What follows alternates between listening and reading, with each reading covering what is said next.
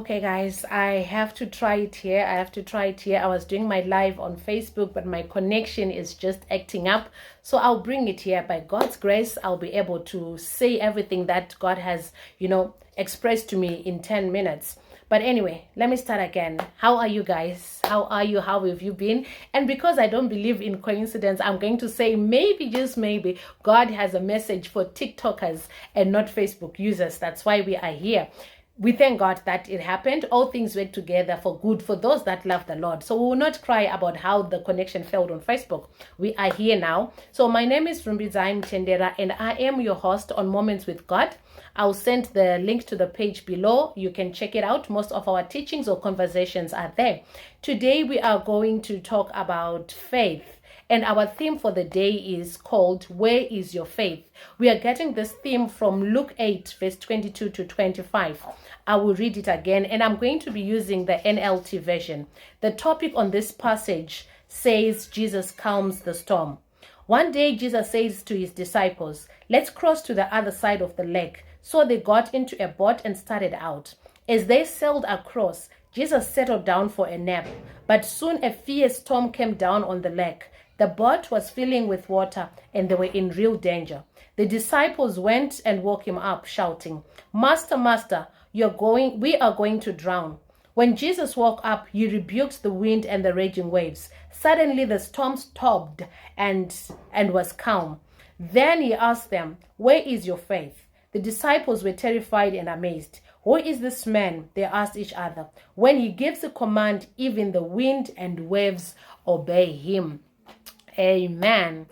So earlier on when we tried to do this on Facebook, I had said that it's amazing how we can still experience God in our time. A lot of us, or a number of us rather, they've gotten to think that God is only found in the Old Testament. God is only found in the New Testament, but God is still as alive as he was back then. And I was saying that I'm thinking that maybe every time we have a moment with God, we share a moment with God here, we ought to always share a testimony. So because it says in Revelation, they conquered by the power of the Lamb and the word of their testimony. It takes a testimony to conquer. Okay, let me not go there because I see my time is going and I haven't touched on where is your faith. So last week, I'm just minding my own business. I had gone for a day of prayer, and this man who was preaching in front said, it's amazing how Christians, we know more about the demonic world more than what we know about our God. We know about how evil spirits work. We know how they strike. We know what they do. But do we know what our God is capable of? Do we know who our God is? Where is our faith? Where is our trust? Please just bear with me. You will find that I'll be using faith and trust interchangeably. Faith is inseparable from trust. You cannot have faith without trust. You cannot have trust without faith. So it's one and the same thing, so to speak. So as we have read in the book of Luke, the disciples were in danger. They were going through a terrible situation. And as I was just sitting and reading this, I realized that yes, you might not be literally in a boat, but it just feels like it. It feels like you've got waves, you've got storms all around you, and you are in real danger. I like how the Bible did not underestimate or belittle the kind of danger that the disciples were in. This was a matter of life and death. They could drown, they could die. They were having all those thoughts, and Jesus was just sleeping there. So they were trying, they were panicking, they were doing whatever they were doing. The boat was filling up. I would like to think that they were not just standing, they were trying to maybe take the water out of the boat. They were doing things with their own understanding. They were functioning with their own efforts. And then they remembered to wake Jesus up because he was right there in the boat. And when Jesus saw how panicked they were, how freaked out they were, he asked them, where is your faith? So I was wondering, am I not supposed to panic when there are storms raging around me? Am I not supposed to scream? Am I not supposed to cry? What am I supposed to do as a person who says my faith lies in the Lord? I love how we have David, yes, Psalms. I don't like to paraphrase the Bible. I always love to go and read it, and my time is going. Let us quickly go to Psalms 121. It says, I look up to the mountains. Does my help come from there? My help comes from the Lord who made the heaven and earth. So where does your help come from? When you are faced with a difficult situation, when you feel like you're going through the storms of life and your life is really in danger, it's not something small, and the level of our dangers or our storms might be different. But for me, it can be a real danger when I don't know how I'm going to feed my children. For you, it could be a real danger when you don't know how you are going to pay for rent. So it's different storms for different people. But where is our faith in the midst of the storm? What do we do? And I was just sitting there trying to check myself, like, where is my faith? What do I do? So the first things that you normally do, or what you run to, will tell you where your faith is. If you freak out and you run to your friend to help you out, that is where your faith is. If you freak out and you call unto your Lord and say, I know my help comes from you, that is where your faith is. Remember, there is a very commonly shared story about a boy who was sitting in a plane, and they hit severe turbulence on the plane. Everyone is freaking out, crying out, it's scary. It was a scary moment. And this boy was just calm. He was just seated there.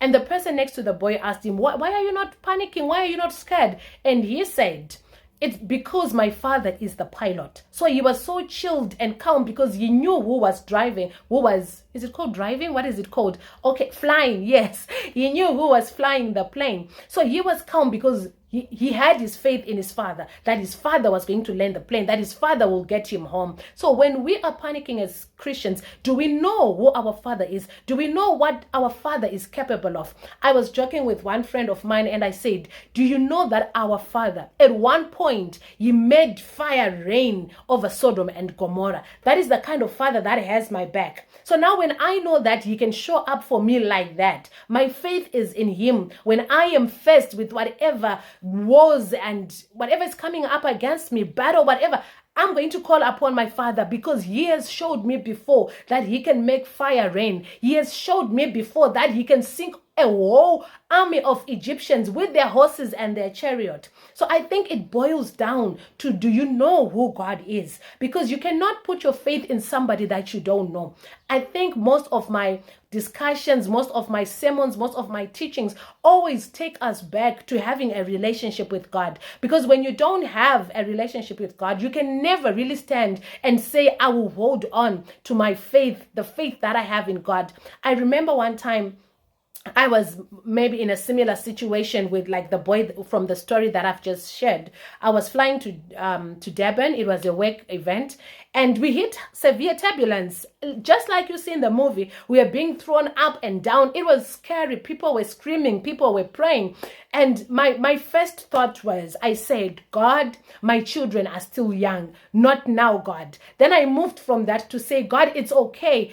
If my children are still young, but I've got my mom, I've got my sisters, they'll take care of my children. Then I remembered the kind of father that I have. The father who said to me, Rumbi, I am your shepherd. Even though you walk through the path, even though you walk in the shadow of the valley of, okay, I'm mixing up. Psalms 23, even though you walk through the shadows of the valley of death, something like that, I will be with you. So I started reciting Psalms 23. I'm just trying to beat the time. So I started reciting Psalms 23 and I said, Father, you are my shepherd. You are here with me. Yes, this is a valley with the shadow of death. I'm not going to die because you are with me. You have a mission for me. You showed me what my tomorrow looks like and it is not yet finished. I'm not done with what you called me to do. So I will look up to you to help me. My faith is in you. My faith is in you so you can deliver me. So friend, where is your faith today? When you're faced with a difficult situation, what do you do? I was reading earlier also, and I think I just shared it with a friend of mine. And I did not write it down. I just shared it with her. But it's from the book of Timothy. It's from the book of James, rather. And it was saying, when you face trials and tribulations, rejoice, for it is an opportunity for your faith to be tested. And when your faith is tested, you will have endurance. So whenever the storms hit, I say, I don't know how to say this in English, but in Shona, I say, my life in a new way. This is now an opportunity for me to see you, God, in a new way, because my faith is in you. You would not let things come to me unless you want to reveal something to me. So friend, where is your faith? What do you run to? When disaster strikes, what is your first go-to? Do you kneel? Do you cry to God? What do you do? That's how you know where your faith is. So I had to crush everything into 10 minutes. I intended to make it 20, but I pray that God has spoken to someone because he has spoken to me. Until next time.